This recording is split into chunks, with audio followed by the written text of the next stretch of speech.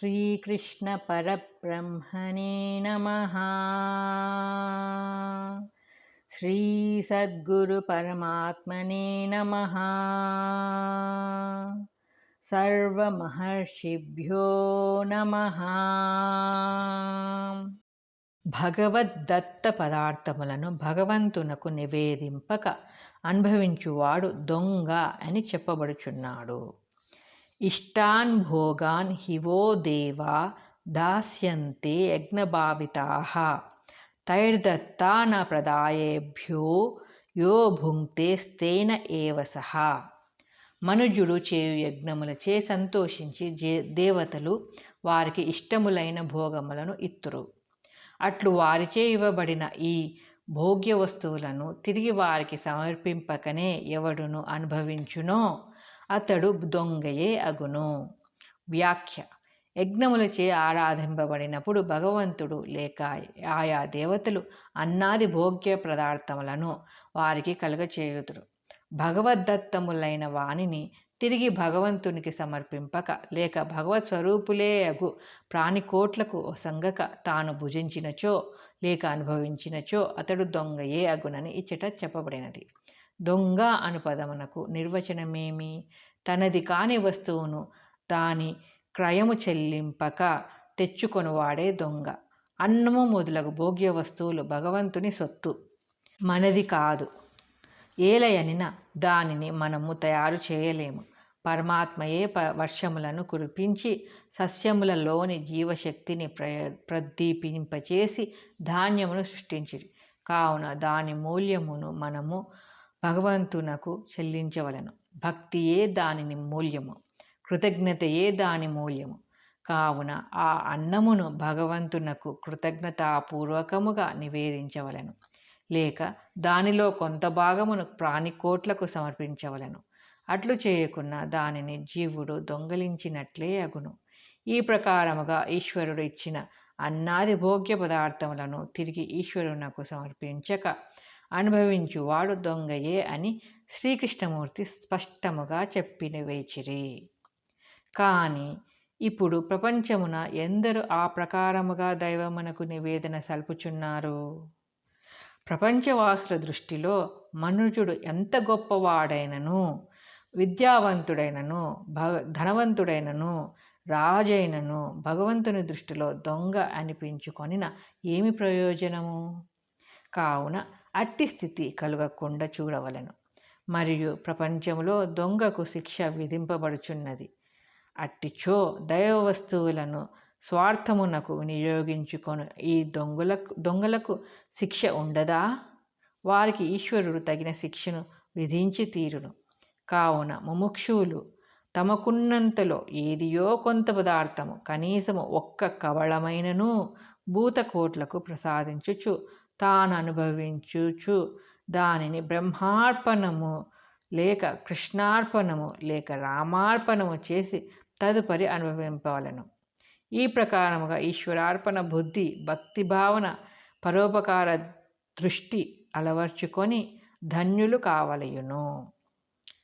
ప్రశ్న: యజ్ఞములచే ఫలాపేక్షరహిత సత్కర్మలచే ఆరాధింపబడి భగవంతుడు జనులకు ఏమి యొసంగును? ఉత్తరము: వారి వారికి ఇష్టములైన అన్నాది భోగ్య పదార్థములను ఇచ్చును. ప్రశ్న: అవి లభించినప్పుడు జీవుడు ఏమి చేయవలెను? వెంటనే వానిని ఆయా దేవతలకు లేక భగవంతునకు నివేదన చేయవలెను. ప్రశ్న: అట్లు చేయక అనుభవించినచో కలుగు నష్టమేమి? ఉత్తరము: అతడు దొంగ క్రింద పరిగణింపబడ తగు శిక్ష అనుభవించవలసి వచ్చును. పదార్థములను భగవదర్పితము చేసి అనుభవించు వారికి కలుగు సత్ఫలము, స్వార్థము కొరకు వినియోగించు వారికి కలుగు దుష్ఫలితము వచించుచున్నారు. యజ్ఞశిష్టా సినసంతో ముచ్యంతే సర్వకిల్బిషైః భుంజతే తే త్వఘం పాపా ఏ పచంత్యాత్మకారణాత్. యజ్ఞమునందు మిగిలిన పదార్థము తిను సజ్జనులు సమస్త పాపముల నుండి విడవబడుచున్నారు. అట్లు కాక ఎవరు తమ నిమిత్తమే భుజించుచున్నారో అట్టివారు పాపమును తినువారే అగుదురు. వ్యాఖ్య: భగవదారాధన రూపములగు యజ్ఞములను గావించి అన్నాదులను భగవంతునకు అర్పణ చేసి లేక భగవత్ స్వరూపులే అగు ప్రాణికోట్లకు కొంత భాగము సమర్పించి మిగిలిన పదార్థమును భుజించువాడు సమస్త పాపముల నుండి విముక్తుడగునని ఇచ్చట చెప్పబడినది. సర్వకిల్బిషైహి అని చెప్పబడినందువలన 1-2 పాపముల నుండి కాదనియు సమస్త పాపముల నుండి విడబడునని తెలుపబడినది. దీనిని బట్టి యజ్ఞములకు, భగవన్ నివేదనమునకు, త్యాగమునకు, పరోపకారమునకు ఎంతటి సామర్థ్యమున్నదో స్పష్టమగుచున్నది. కనుకనే ఈశావాశోపనిషత్తు యొక్క ఆరంభమున తేన భుంజీతాః, నీకున్న దానిలో ఒకంత త్యాగమునర్చి భుజింపుము, నీకే ఉన్నది భగవంతునకు అర్పించి భుజింపుము అని చెప్పబడినది. అట్లు కాక స్వార్థము కొరకే భుజించువారు, దైవమునకు అర్పించక భుజించువారు, పరప్రాణికి ఒకంతైనను త్యాగమునర్పక భుజించువారు పాపమును భుజించినట్లే అని భగవంతుడు వారిని తీవ్రముగా మందలించిరి. వారు పాపమునే మూటగొట్టుకొనుచున్నారు, లేక పాపమునే భుజించుటచే అయ్యది వారి రక్తనాళములలో ప్రవేశింప వారు కేవలము పాపరూపులే అగుచున్నారని భావము. కావున స్వార్థమే పాపహేతువు, స్వార్థ త్యాగమే మోక్షహేతు అని ఈ శ్లోకము ద్వారా తేటతెల్లమగుచున్నది. భగవంతునకు నివేదింపక పరప్రాణికి ఒకంతైనను పెట్టక పంచభక్ష పరమాన్నములను ఆరగించినను విషము తినినట్లే అగునని, ఈశ్వరార్పణము చేసి భూతకోట్లకు ఒకంత త్యాగము చేసి గంజి త్రాగినను అది అమృతమే అగునని ఇచ్చట వెల్లడింపబడినది. మరియు మానవునకు తన నిత్య జీవితమున ఏదైనా కోయునప్పుడు, నూరునప్పుడు, విసరునప్పుడు, వండునప్పుడు, ఊడ్చునప్పుడు తెలియక కొంత ప్రాణహింస జరగవచ్చును. దానినే పంచశూనములు అందురు. ఆ పాపమును పరిహరించుటకు పంచమహాయజ్ఞములు ఏర్పడినవి.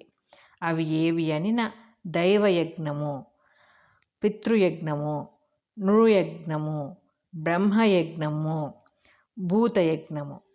దైవయజ్ఞము అనగా హోమము, పితృయజ్ఞమనగా తర్పణము, నృయజ్ఞము అనగా అతిథి పూజ, బ్రహ్మయజ్ఞము అనగా వేదాధ్యయనము, భూతయజ్ఞము అనగా ప్రాణులకు అన్నమిడుట. కావున ఇవియు ఇంకను భగవదారాధన రూపములైన పరోపకార సంబంధములైనటి ఇతరములను అగు యజ్ఞములను ఆచరించుచు యజ్ఞశేషమును మాత్రము భుజించుచు నుండువారు పాపరహితులై క్రమముగా పరమశ్రేయమును పొందగలరని భగవానుడు ఈ శ్లోకమున చెప్పుచున్నారు.